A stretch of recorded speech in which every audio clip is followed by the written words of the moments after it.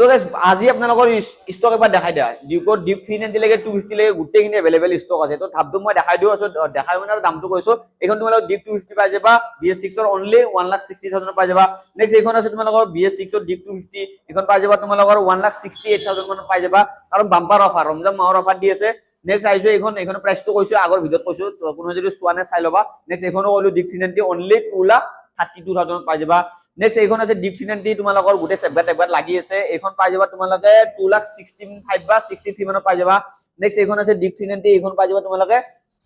390 250 এইখন 390 এইখন বহুত কম টকাত দিব মাত্ৰ 2,10,000 টকাত ফলোৱাৰ্ছৰ কাৰণে বাম্পাৰ অফাৰ 2,05,000 টকাত তোমালোকে ডিউক 390 এইখন লৈ যাব পাৰিবা তো ষ্টক বহুত আছে এবিলাক ডাউন পেমেন্ট নহয় বেছি নহয় তোমালোকৰ সিভিল স্কোৰ যদি ভাল আছে তাহলে তোমালোকে এবিলাকত 70 60 70 60 এবিলাকত তোমালোকে এইখন 1 লাখ মান টকা দিলে ওলাই যাব ডিউক 390 A1 কন্ডিশন আছে তো বেছি দিন কোন লাগে জলদি জলদি ভিজিট কৰা আপোনালোকে আৰু এটা কথা একাউন্ট ফলো কৰিব নাপাৰিবা কাৰণ এনেকুৱা অফাৰ বাম্পাৰ অফাৰৰ আপডেট মই লৈ আহিছো তো থ্যাংক ইউ গাইস